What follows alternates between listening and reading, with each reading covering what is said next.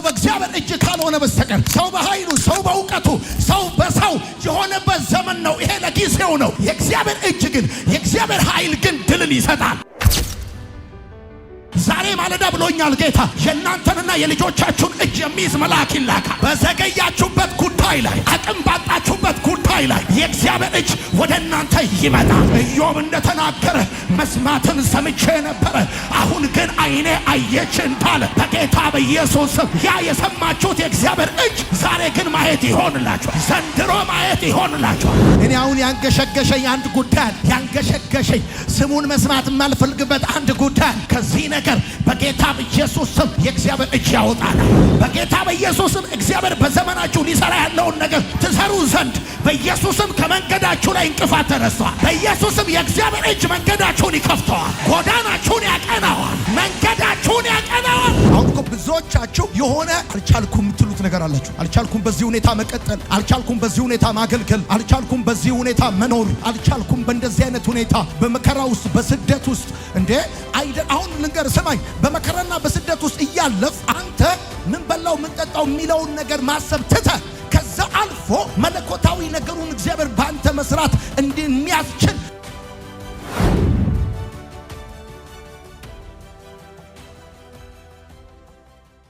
በመጽሐፍ ቅዱሳችን ውስጥ የእግዚአብሔር እጅ በብዙ ሰዎች ሕይወት ውስጥ ሲሰራ ሲንቀሳቀስ ብርታትና ኃይል ጉልበትና ድፍረት ድንቅና ተአምራት ሲያደርግ በብዙ ቦታዎች ላይ ትመለከታላችሁ። አማኞችን ከሌሎች ሰዎች የሚለያቸው አብሯቸው የሚገለጥ የሚሰራ ሲሄዱ የሚቀድማቸው ደግሞ የሚከተላቸው ሲገቡ ወደ ገቡበት ሁኔታ ቀድሞ የሚገባ የእግዚአብሔር እጅ እንዳለ መጽሐፍ ቅዱሳችን ላይ ታያላችሁ።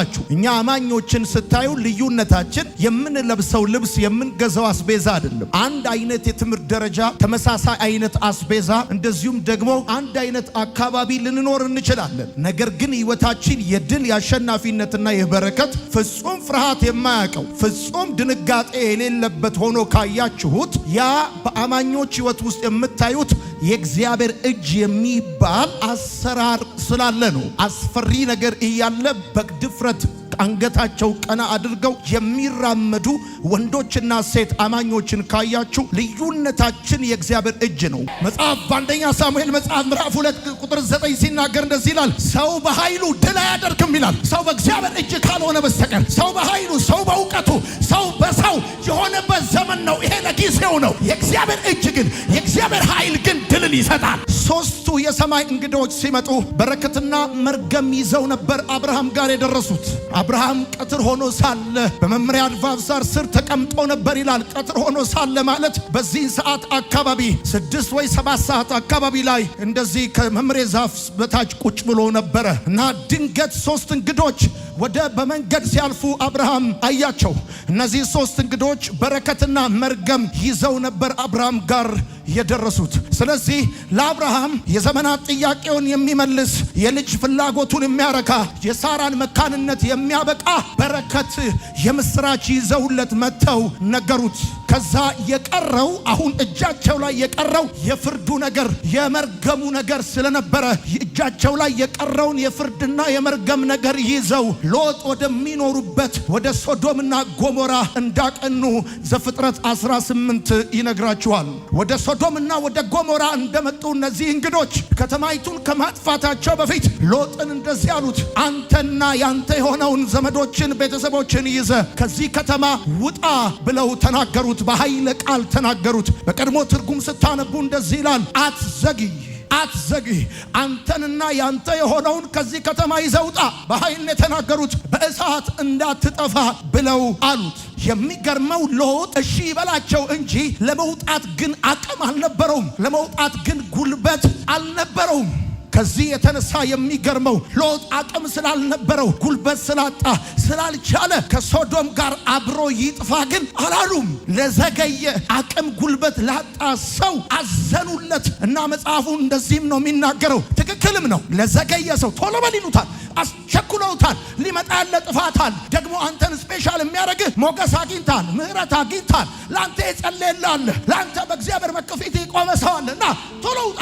ቤትን፣ ልጆችን፣ ሚስቶችን ማነው ሚስትህን፣ ቤተሰቦችን፣ አማቾችም ካሉ ይዘውጣል። የሚገርመው ወዳጆቼ ሰውየው ግን እንደተነገረው ወዲያው መውጣት አልቻለም። ለመውጣት እኮ ተስማምቷል፣ እሺ ብሏል። እንደውም መጽሐፉ ሲናገር እንደዚህ ይላል፣ ወዲያው ጌቶች ይላል፣ ቃሉን አንብቡት። ጌቶች ወደ ተራራው ሸሽቼ ለመውጣት አልችልም፣ ምክንያቱም የነገሩት አንድ ጉዳይ ነው፣ ቶሎ ብለህ ከዚህ ከተማ ውጣ አሉት። እና ሎጥ ከዛ ከተማ ወጥቶ ለመሄድ ለመሸሽ ሲያስብ ሊሸሽበት የታሰበው የተነገረውን ነገር ሲያዩ ተራራው ትልቅ ነው እና ራሱን ሲያይ እዚህ ጥፋት እየመጣ ቢሆንም ወደ ተራራው ግን ሮጬ መውጣት የምችልበት ጉልበት የለኝም፣ አልችልም፣ ጌቶቼ አልችልም፣ ጥፋት እየመጣ እንደሆነ አውቃለሁ ግን አልችልም። የሚገርማችሁ እንደዚህ ይሉታል፣ ቶሎ በል፣ ቶሎ ውጣ፣ አትቆይ፣ ቶሎ አትዘግ ብለው ይሉታል። ከዛ መጽሐፉ ሲናገር እንደዚህ ይላል፣ እነዚህ ይላል መላእክቶቹ መጡና ይላል የሎጥን እጅ ይላል የሚስቱን እጅ የሁለቱን ሴት ልጆች እጅ ይዘው አወጡትና ከከተማ ውጪ አስቀመጡታል። አሁን ሊመጣ ካለ ጥፋት የሚያወጣ የእግዚአብሔር እጅ ለሎጥ ያስፈልገው ነበረ። ዛሬ ማለዳ ብሎኛል ጌታ፣ የእናንተንና የልጆቻችሁን እጅ የሚይዝ መልአክ ይላካል። በዘገያችሁበት ጉዳይ ላይ፣ አቅም ባጣችሁበት ጉዳይ ላይ የእግዚአብሔር እጅ ወደ እናንተ ይመጣል። በጌታ በኢየሱስ ስም አቅም የለኝም ከዚህ ሁኔታ ለመውጣት ከዚህ ጥፋት ለማምለጥ እያላችሁ ያላችሁ ሰዎች ካላችሁ ኢን ዘ ማይቲ ኔም ኦፍ ጂሰስ ጸልይላችኋለሁ። የእግዚአብሔር መልአክ እጃችሁን ይዞ ያወጣችኋል። ለዘገየ ሰው የሚያስፈልገው ቆሞ የሚታሰብ ሳይሆን እጁን ይዞ የሚያልፈጥነው እጅ ነው የሚያስፈልገው። አሁን ስንቶቻችሁ ናችሁ ነገር የዘገየባችሁ? በጌታ በኢየሱስ ስም መፍጠን ይሆንላችኋል።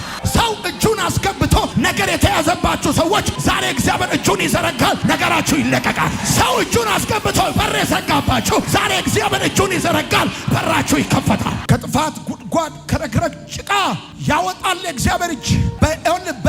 በጥፋት ጉድጓድ ውስጥ የገባ በረግረግ ጭቃ የተያዘ ሰው ያለው አማራጭ ከገባበት ረግረግ ጭቃ የሚያወጣው የሚረዳው እጅ ነው፣ ስቦ የሚያወጣው። ደግሞ ይገርማቸዋል የእግዚአብሔር እጅ ከጥፋት ጉድጓድ ከረግረግ ጭቃ ብቻ ሳይሆን የሚያወጣው በከፍታ ላይ ታቆማለች፣ አረማመድን ታጸናለች። አውጥቶ አይደለም ሜዳ ላይ የሚለቅ ያወጣና ካለበት ሁኔታ በኮረብታ በከፍታ ላይ በአለት ላይ የእግዚአብሔር እጅ ታቆማለች። ከዛ በኋላ እንደዚህ ይላል፣ አረማመድን ታጸናለች። መጽሐፍ እንደሚናገር ከፊታቸው የነበሩ ነገሥታቶችን እንደ ቅጠል እንዳረገፈላቸው ከፊታቸው የነበሩ ኃያላኖች በድንጋጤ እንደወደቁ እዛ ምድር ያሉ እንደተናገሩ እግዚአብሔር ምድሪቷን አሳልፎ እንደሰጣችሁ እናውቃለን እንዳሉ በጌታ በኢየሱስ ስም የእግዚአብሔር እጅ ምርኮን አሳልፎ ይሰጣችኋል። ታያለ በጌታ በኢየሱስ ስም። ኢዮብ እንደተናገረ መስማትን ሰምቼ ነበረ፣ አሁን ግን ዓይኔ አየች እንዳለ በጌታ በኢየሱስ ስም ያ የሰማችሁት የእግዚአብሔር እጅ ዛሬ ግን ማየት ይሆንላችኋል። ዘንድሮ ማየት ይሆንላችኋል። እግዚአብሔር ምስክሬ ነው። ይሁን አሁን መቼ ነው ከዚህ ሁኔታ መውጣው የምትሉ እየፈለጋችሁ አሁን ካላችሁበት ሁኔታ መውጣት ያቃታችሁ ካላችሁበት ሁኔታ የሚያወጣ እጅ ይዘረጋላችኋል። በጌታ በኢየሱስ ስም ከእጥረትና ከውጥረት ያወጣችኋል፣ ወደ ሰፊ ስፍራ ያወጣችኋል። የእግዚአብሔር እጅ ወደ ህይወታችሁ ሲመጣ ምን እንደሚሆን ልንገራችሁ። 11 ነጥብ ነግራችኋለሁ። የመጀመሪያ የእግዚአብሔር እጅ ወደ ሰዎች ህይወት ሲመጣ የሚያደርገው ነገር፣ አንደኛ የተወሰደብህን ነገር ያስመልስልሃል። የተወሰደብህን ነገር አውቀም ይሁን ሳታቅ፣ ፈልገም ይሁን ሳትፈልግ፣ አቅም ኖሮ ይህም አቅም አጥተህ ያንተ የነበረ የምታውቀው ዛሬ ግን የሌለ ስንት ነገር እንዳለ አላውቅ ከእግዚአብሔር የተቀበልከው ገና በልጅነት እግዚአብሔር ሰጥቶ የነበረ የጸሎት ህይወት፣ የአምልኮ ህይወት፣ የሥራ የተለያየ ጉዳይ በተለያየ ምክንያት የተወሰደባችሁ ሰዎች እዚህ ውስጥ ልትኖሩ ትችላላችሁ። ያን ጠላት የወሰደባችሁን ነገር የእግዚአብሔር እጅ ያስመልስላችኋል። የሰው እጅ ይገርማል፣ ሊሰጥህ ይችላል እንጂ የተወሰደብን አይመልስም። አሳ ነባሪውም ታዞ ዮናስን ቢች ዳር እንደተፋው በጌታ በኢየሱስ ስም ይሁን በረከትን የበላውን አውሬ እግዚአብሔር ዘንድሮ ያስተፋ። ማንም ይሁን ማን ጮህና አሜን ባለ ያስተፋ። ይመልስልሃል። ሰላምህ ይመለሳል፣ ደስታ ይመለሳል፣ ሳቅህ ይመለሳል። በመሰረቱ የተወሰደብህ ነገር ሲወሰድብህ ወይ ተዘናግተህ ሳታቅ እያወቅ ስላልቻልክ በተለያየ መንገድ ሊወሰድብህ ይችላል። ክረምት እየመጣ በጋ እየመጣ ነገርን የሚወስድ ካሁን በኋላ እንዳይወስድ መድኃኒዓለም እንዲቆርጦ ይገላግላል። አንደኛ እንደዚህ ያለ መጽሐፉ የእግዚአብሔር እጅ ጠነከረችባቸው። ሁለተኛ የእግዚአብሔር እጅ ሲመጣ ምን እንደሚውል ልንገር፣ መቻልን ይሰጣል። በሐዋርያት ሥራ መጽሐፍ ምዕራፍ 11 ከቁጥር 19 እስከ 21 ስታነቡ አማኞች በመከራና በስደት ውስጥ ነበሩ፣ ተበታትነው ነበር። ነገር ግን በሚገርማችሁ ሁኔታ ለብዙ ሰዎች ወንጌልን ማድረስ ቻሉ። እንደውም የእግዚአብሔር ቃል በሐዋርያት ሥራ መጽሐፍ ምዕራፍ 11 ቁጥር 19 እስከ 21 ሲናገር የጌታ እጅ ከነሱ ጋር ነበረች፣ ብዙ ሰዎችም አምነው ወደ ጌታ ተመለሱ አለ። የነበሩበት ሁኔታ ወንጌልን ለማድረስ የማይመች ሁኔታ ነበረ። ሐዋርያት አማኞች በስደት ውስጥ ነበሩ፣ በመከራ ውስጥ ነበሩ። ነገር ግን ይገርማል። ዛሬ መቼ ተያዝን? ስደት ተነስቶባቸው እየተንከራተቱ ከቤት ከቀያቸው ወጥተው በማይመች ስደት መከራና መበታተን ውስጥ ሆነው ወንጌልን ለብዙዎች ማድረስ የሚችሉበት አቅም የሚችሉበት ጉልበት መቻል ሰጣቸው። የእግዚአብሔር እጅ በማይመች ሁኔታ ውስጥ መቻልን ይሰጣል። አሁን እንዴት እያላችሁ ያላችሁ ሰዎች የእግዚአብሔር እጅ ያስችላችኋል። አሁን እኮ ብዙዎቻችሁ የሆነ አልቻልኩም የምትሉት ነገር አላችሁ። አልቻልኩም በዚህ ሁኔታ መቀጠል፣ አልቻልኩም በዚህ ሁኔታ ማገልገል፣ አልቻልኩም በዚህ ሁኔታ መኖር፣ አልቻልኩም በእንደዚህ አይነት ሁኔታ በመከራ ውስጥ በስደት ውስጥ አሁን ልንገር ስማኝ፣ በመከራና በስደት ውስጥ እያለፍ አንተ ምን በላው ምን ጠጣው የሚለውን ነገር ማሰብ ትተህ ከዛ አልፎ መለኮታዊ ነገሩን እግዚአብሔር ባንተ መስራት እንደሚያስችል መጽሐፉ እንደዚህ ይላል። የእግዚአብሔር እጅ ከነሱ ጋር ስለነበረች ስደተኛ ሆነው በገቡበት ከተማ አፖስቶል ሐዋርያ ነው የሆኑት። ከነሱ ጋር ስለነበረች ሽባ ይተረተራል፣ የሞተ ይነሳል፣ ብዙዎች አምነው ወደ ጌታ ይመለሳሉ። ሰዎቹን ሲጠይቋቸው ከቀያቸው ተፈናቅለዋል። በእንደዚህ አይነት ሁኔታ ውስጥ ሰው ማገልገል አይደለም ኑሮ ይከብደዋል። የሆነ ቻሌንጅ ውስጥ ሆነ ህይወት ካሰብክ የሚያስችል እጅ አለ። እየሰማኝ ያለ ሰው ካል ዘንድሮ እግዚአብሔር እንደዚህ ይላል፣ አይደፈርም የተባለውን የምትደፍርበት እጅ እግዚአብሔር ይሰጣል። አይሞከርም የተባለው ባንተ ይሞከራል። አይደረግም የተባለው ባንተ ይደረጋል። ባክጩና አሜን ባል ገቢህን እንዳትሞክረው ገቢህን አይተው ትምህርትን አይተው አሁን ስራ እንደሌለ አሁን በስራ ማጣት ውስጥ ሆነ አንተ ትዳር ታስባል። እንደዚህ ለራስህ የምትቀይረው ጃኬትና ጫማ የለም አገልግሎት ታስባለህ። የስ የእግዚአብሔር እጅ የማይቻለውን ያስችላል፣ የማይደፈረውን ያስደፍራል፣ የማይደረገውን ያደርጋል። ሶስተኛ የእግዚአብሔር እጅ ተጽዕኖ ፈጣሪ ያደርጋል። የእግዚአብሔር ቃል በአንደኛ ዜና መጽሐፍ ምዕራፍ 4 ቁጥር 10 ሲናገር ያቤዝ አንድ ጸሎት ጸለየ። አቤቱ መባረክን ባርከኝ፣ አገሬንም አስፋ፣ እጅ በላዬ ላይ ትሁናል። መባረክን ባርከኝ፣ አገሬን አስፋ ማለት የአገር ስፋት ማለት እኔ ዶሚኔት የማደርግበት እኔ ገፈር የማደርግበት የኔን ቴሪቶሪ መባረክን ባርከኝ። ሰው በአገሩ ኢንፍሉዌንሻል እንደሆነ እኔ የምታወቅበት እኔ ገፈርን የማደርግበት እጅ በላይ እጅን ጫንብኝ እጅ አቤቱ እግዚአብሔር ሆይ መባረክን ባርከኝ፣ ሀገሬንም አስፋ፣ እጅ በላይ ላይ ትሁን ማለት ሎርድ አምጣና እጅን በኔ ላይ አድርገው አለ። በጌታ በኢየሱስ ስም ተጽዕኖ ፈጣሪ የሚያደርግ እጅ በላያችሁ ላይ ይሆናል። ያቤጽ ማለት ምንም ያልነበረው ሰው ነበር። የህይወት መንገዱ በጣም በችግር የተሞላ ሰው ነበር። የተገፋ ሰው ነበር። ሳይፈለግ የተወለደ ሰው ነበር። ግን እንደዚህ አለ፣ እግዚአብሔርም ልመናውን ሰማው። ምን ማለት ነው? በአጭራ መባረክን ባረከው። የለመነው እጁን ነበር። እጁን በላዩ ላይ አደረገ። አቤቱ ግን ግዛቴን አስፋል። እንደውም ቀጥሎ ሲናገር እንደዚህ ይላል፣ ከስቃይና ከመከራ ጠብቀኛል። አይገርምም? ከስቃይ እና ከጉዳት ጠብቀኛል። አራተኛ የእግዚአብሔር እጅ አምሮትን ይሰጣል። ምንድነው ያማረ? እንደው እንዲህ ስታስበው እንደው ብለህ ያማረ ልክ ነፍሰ ጡር እንደሚያምራት እንደው እንደሚያምራት አምሮትህ ምንድነው እየፈለክ ያለው ፍላጎት ምንድነው? በመዝሙር መጽሐፍ 145 ከቁጥር 5 እስከ 6 እጅን ትከፍታለህ አምሮትንም ትሰጣል ይላል መጽሐፍ። እንደውም መዝሙር 104 ቁጥር 28 እንደዚህ ይላል፣ እጅን ትከፍታለህ ከበጎ ነገርም ትሞላባቸዋለህ ይላል። አየህ፣ የእግዚአብሔር እጅ አምሮትህን በጎ ነገር ይሰጣል። እኔ አንዳንድ ሰዎች ይቅርብኝ ምኞቴ ይቅርብኝ ምናምን እያሉ ሲዘምሩ ገረማል። ለምንድነው ይቅርብኝ? ዋይ እቺም ኑሮ ሆና ከዚህም ኑሮ ላይ አስቀነሳ ትችላለህ። ይቅርብኝ ምኞቴ አምሮቴ ምናምን። ለምን? ምኞትሽን ከበረከቱ የሚያረካ የሚያጠግብ። አሁን ይሄም ኑሮ ሆኖ ከኪራይ ቤት አምሮቴ ብለህ ትችላለህ ወይ? እጅ ወደ አፍ እየኖርክ ለምን ታስመስላለህ? ለምን ተዋሻል? አምሮቴ መሻቴ የሚቀርበት ከክርስትና ጋር የሚጋጭበት ምን ምክንያት የለም? ምንም ምክንያት የለውም። አሁን አንተስ ለምሳሌ በታክሲ ለመምጣት በፀሐይ መጥቶ ተሰልፈ ወገብ ተንቃቅቶ መምጣት፣ አቤት በመኪና መምጣት ከክርስትና ጋር የሚያጋፋው ምንም ነገር የለው። የእግዚአብሔር እጅ አምሮትን ትሰጣል። ምንድነው ያማረ? ልጅ በኢየሱስ ስም ይሰጣል። በኢየሱስ ስም ያማረሽ ምንድነው? እንዲህ ራስሽን ስታዩ እንደሆነ ጭቬሉ በቃ እግዚአብሔር ይሰጥሻል። አላማረም? ሰፋ ያለ ቤት ውስጥ መኖር አላማረም? እጥረት የክርስትና መገለጫ ነው ያለማን እንደው ተወጥረ በጌታ በኢየሱስ ስም። ስንቶቻችሁ እዚህ ለመምጣት ሞት ተሻግራችኋል? ሰለሞን ሲናገር እንደዚህ ያለ መብልና መጠጥ ከእግዚአብሔር እጅ እንደሆነ አየዋል። አምስተኛ በጣም ይገርማል። ተምረሃል፣ ጥሩ ነው። ሰው ታውቃለህ፣ ጥሩ ነው። ጥሩ ቤተሰብ አለ፣ ጥሩ ነው። እነዚህ ሁሉ ግን ስራ አይሰጡም። ስራ ይሰጣል የእግዚአብሔር እጅ። አምስተኛ ጻፍ፣ ስራ ይሰጣል። በመክብብ መጽሐፍ ምዕራፍ 9 ቁጥር 1 ጻድቃንና ጠቢባን ስራቸው በእግዚአብሔር እጅ ነው ይላል። በስራና ክህሎት ሚኒስቴር እጅ አይደለም። ስራቸው በዲግሪያቸው አይደለም፣ በሚያውቁት ሰው አይደለም። ስራቸው በእግዚአብሔር እጅ ነው። አሁን ስራ የምትፈልጉ ሰዎች ስራ ይዤላችሁ መጥቻለሁ። ሄሎ፣ ስራ የምትፈልጉ አዲስ ዘመን ላይ ስራ አታገኙም። ለፕሮቶኮሉ ነው የሚወጣው ማስታወቂያው። ተምረሃል፣ ስራ አታል፣ ሲቪል ኢንጂነሪንግ ምናምን። እዚህም ያለ ይሁን በሚዲያ የምትሰማ ይሁን ስራ በእግዚአብሔር እጅ ነው። በጌታ በኢየሱስ ስም ከዚህ ቀን ጀምሮ በተከታታይ ባሉ ቀናቶች ያልጠበቀው የሥራ በር ይከፈታል። በጌታ በኢየሱስ ስም ይከፈታል። ደግሞ ሲከፈት ስርዓት እናት ቤት የተቀመጥክበትን ያልተከፈለን ሂሳብ እየከፈለ እያወራረደ በጌታ በኢየሱስ ስም ይሰጣል።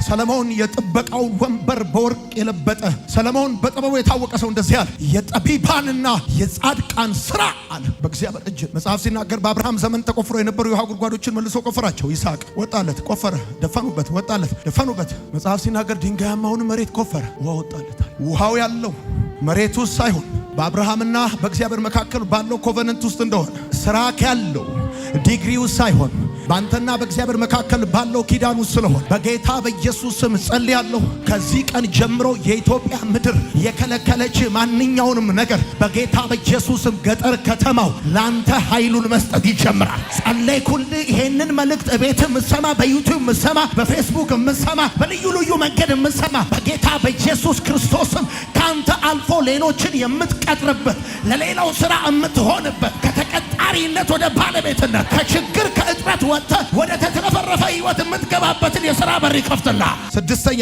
የእግዚአብሔር እጅ ከመከራ ያወጣል። የእግዚአብሔር ቃል ሲናገር እንደዚህ ይላል፣ እስራኤልን ከመካከላቸው በብርቱና በጸናች ክንድ አወጣ። ለ400 ምናምን ዓመት ከገዛቸው፣ ጭቃ ካስረገጣቸው፣ ጡብ ካስጠፈጠፋቸው፣ ሲፈልግ ከሚገላቸው ከመካከላቸው አለ። እንደውም ይህን በዘጸአት መጽሐፍ ምዕራፍ 8 ቁጥር 19 አካባቢ እንደዚህ ይላል። ተመልከት፣ ስማኝ። የግብፅ አስማተኞች ፈርዖንን ይቺ የእግዚአብሔር ጣት ናት አሉት ይላል። አስማተኞቹ ናቸው ያሉት። መጀመሪያ አካባቢ አጋጣሚ መስሏቸው ነበር፣ ክስተት መስሏቸው ነበረ። እነሱም ዱላቸውን አንስተው ነበረ። እየበረታ ሲሄድ ግን ይሄ የእግዚአብሔር ጣት ነው።